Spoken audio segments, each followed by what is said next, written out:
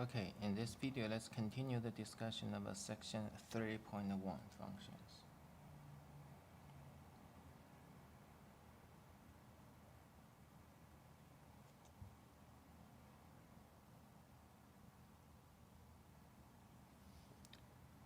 We already discussed the function domains and when it is defined and when it is not defined. Okay, and now let's talk about the algebra among functions. From the sum, difference, product, and quotient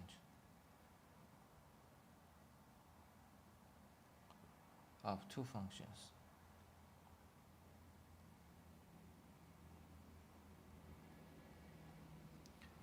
Okay, so first let's see the example. Assume we have function fx, which is x squared plus 9, and gx is 3x plus 5. Then we can see that x squared plus 9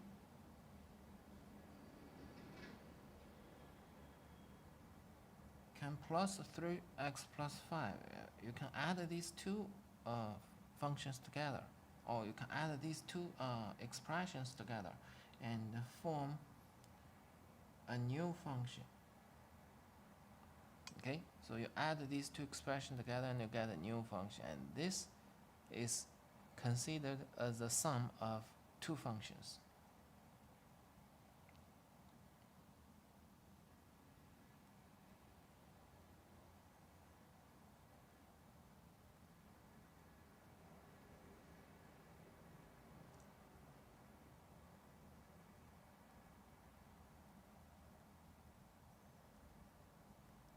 Okay, and also remember, we know how to do product of two polynomials. So you just have term by term multiplication. X squared times 3x is 3x cubed. X squared times 5 is 5x squared. 9 times 3x is 27x. 9 times 5 is 45. Okay, and this one is considered as a product of two functions.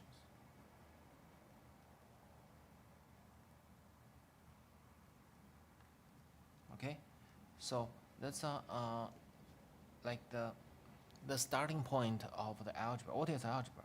Sum, difference, product, quotient of numbers. That is algebra. And here we are talking about the algebra among functions. So definition.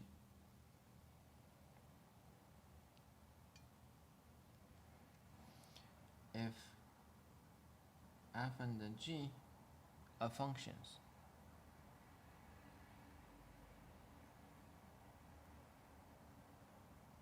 the sum of f plus g. Check here. This letter f represents the function f, the function, but fx represents the value of function at x. It's different. So this itself already represents, there is a rule like the law 20, the law 2002. So it's just the name. Okay. When you have the sum of f plus g is the function defined by the new function f plus g. Okay, so we have a new function, and then we're going to evaluate new function at x. The value of the new function at x is defined to be the value of f at x plus the value of g at x. Okay, so you have a name, the sum of the name at certain point. It's the sum of the two values at the same point. These two concepts are different. Here you add two functions. Here you add two values. Okay, and you see here f has a domain, g has a domain. Now your x must belong to the domain of f and the domain of g. So the domain of f plus g is the domain of f intersect domain of g. Your x should be in both domains. Okay, so this is a sum. The difference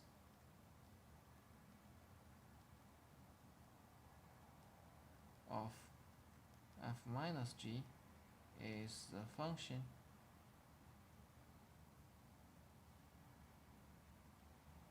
defined by the similar way. F minus g of x is fx minus gx. We call it a pointwise difference. 3.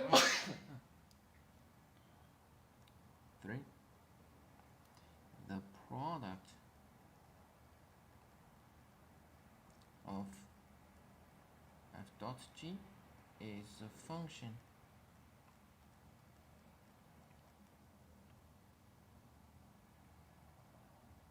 there's no of, the sum, the difference, no of, sorry. The product of g is a function defined by f times g of x is fx times gx. So here I should copy this, copy it here, copy, and also copy it here.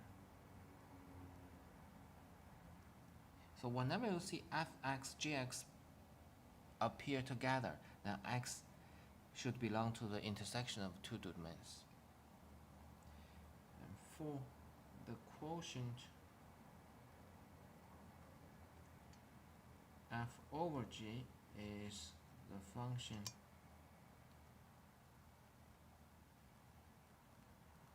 defined by f over g of x is fx over gx. Again, you're going to copy this condition. The domain f over not the intersection. It's a quotient. The difference product quotient in the is equal to the intersection. So the domain f minus g is equal to the domain f intersect domain g. The domain f times g is equal to the domain of f intersect domain of g. Here the domain f over g is equal to the domain of f intersect the domain of g. One more thing, you have denominator. Whenever you have denominator, be careful. And intersect gx is not equal to 0. So if the value of x make gx equal to 0, you have to remove it. Okay, so when you have quotient, whenever you have denominator, you need to make sure the denominator is not equal to 0. Okay, so that's the straightforward definition. Okay, so let's see. Actually, when you have a concrete functions, those sum, difference, quotient, product, even more simple. Let fx be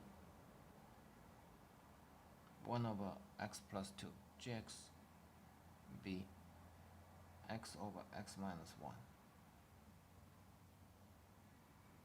Find the following and determine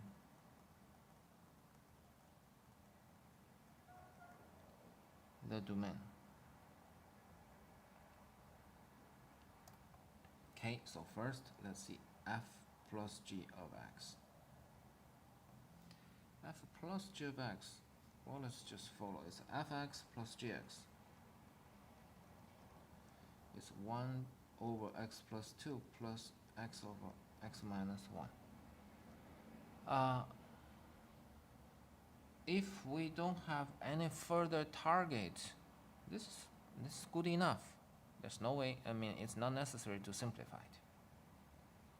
But sometimes, or in most moments, we possibly will write it as one ratio. So let's continue it. We multiply the first rational function by the denominator of the second one in order to find a common denominator.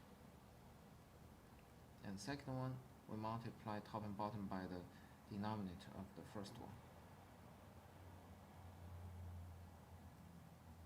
So now they share the same denominator.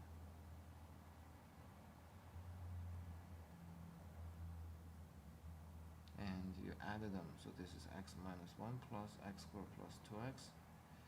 The final answer will be x squared plus 3x minus 1, x minus 1, x plus 2. Okay? This is a function, the sum of two rational functions. And the domain is x is not equal to 1, and x is not equal to negative 2. X is not equal to 1, it comes from x minus 1 equal to 0. X is not equal to negative 2, comes from x plus 2 is equal to 0. And this is exactly the intersection of them. This has a domain, this function f has a domain x is not equal to negative 1. This one has domain x is not equal to 1. So you get intersection means and. Intersection means and.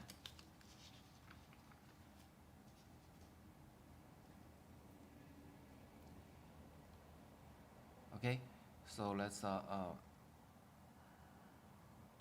difference you just change here to be the negative. It's not difficult. Let's see the product. The product of two functions is fx times gx. So you get 1 over x plus 2 times x over x minus 1. It's just x over x plus 2 x minus 1. Well, the same thing, the domain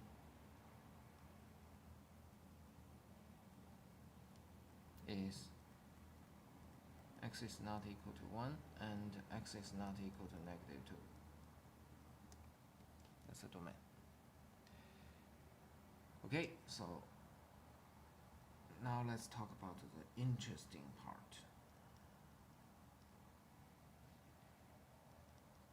F over g of x is fx over g of x. Fx 1 over x plus 2, gx x over x minus 1. We know that when you divide a rational expression by the second rational expression, you change it to the multiplication, and it looks like this. This one, let's talk about the domain. The domain is the domain of x, fx. X cannot be negative 2. The domain of g, x cannot be negative 1, positive 1. And the 0 of g, x cannot be 0. Okay, so you see x cannot be equal to 0 appears here. When x is 0, denominator is 0. X is not equal to negative 2 comes from this part. But this one is in the numerator. Technically it's allowed in this expression, but since this function is related to g of x, whenever you have g of x in the original definition, x equal to 1 is not allowed. If you don't have these steps, you directly write down this rational function. The domain only removes 0 and -2. Since your expression comes from g of x has domain, so you have to remove 1. Okay, so that's a small subtle point. Even though in the final expression it looks good, 1 looks good, but it is not in the domain because from the origin it's not in the discussion. Okay, so let's see.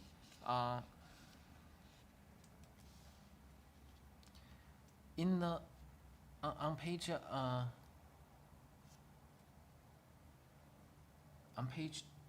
210, there is a summary. There is a summary.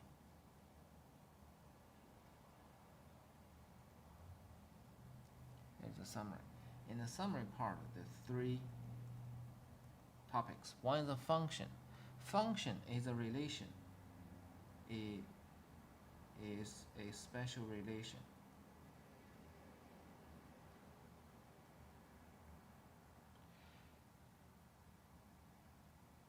Given x, there is a unique y such that y is equal to fx. F is a relation, okay? So given one input, there is only one output. So we either write xy or xfx. One input, one output. You cannot allow multiple cell phone numbers, okay? And the domain is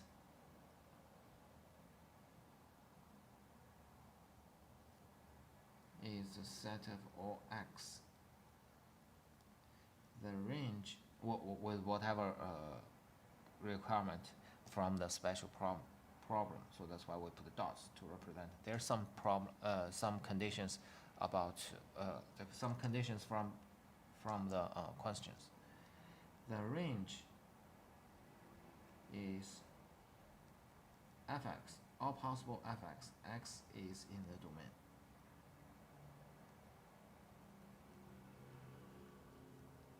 X is in the domain. Okay, so that's a range. And sometimes you have explicit or implicit functions. You have implicit and explicit.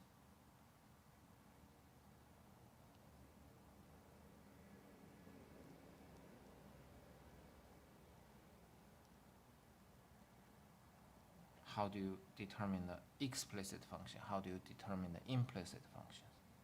Okay, so that's a function. Function is a relation.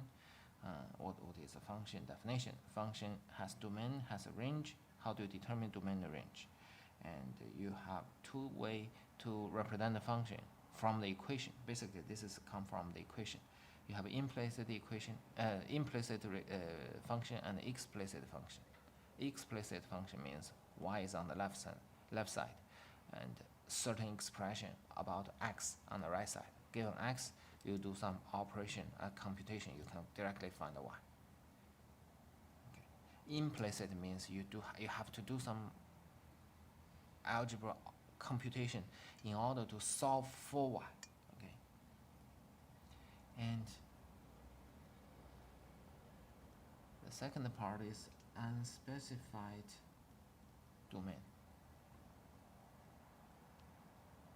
Sometimes a function is defined if f is defined by an equation and the domain is not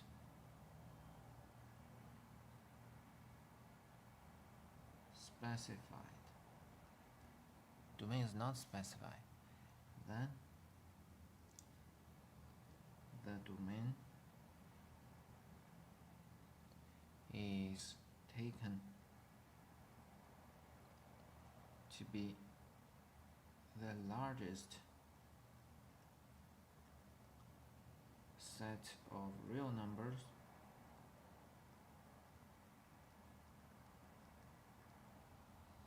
for which the equation defines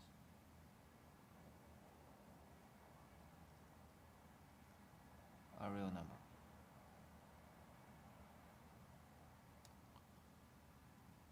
Okay, so basically, if the domain is not specified, then you just get the largest possible input. Whenever input makes sense, you put it in the domain. Okay, so that's a unspecified domain. So for example, if you have a square root of x, the domain will be x greater than or equal to 0, because in this case, for the non-negative number, square root of x makes sense. If you have a negative number, we're talking about the real world. If there's no special requirement, all the functions have the domain in the real world, not the complex, real world. So in the real world, square root of x is not defined as a negative number. So this is the largest possible set, so that all the points is defined for the function. Okay? Function notation.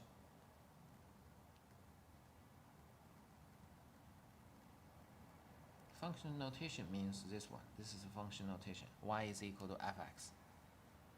F is the symbol of function.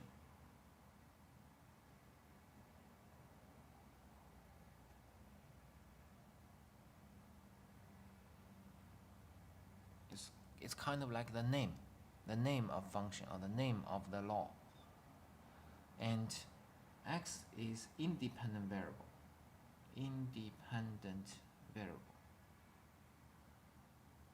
Y is dependent variable.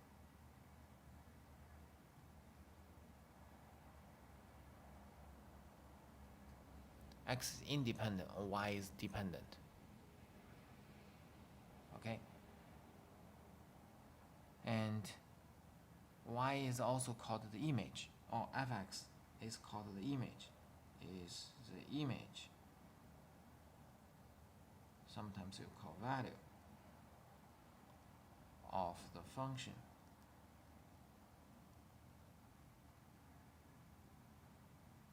at x. Okay? So that's the summary. It's on page 210. So in this section, we set up the basic vocabulary. We are going to use those vocabulary in the future, actually in the whole classes. Okay. It's end of the section 3.01. In the next video, we will start section 3.2, graphs.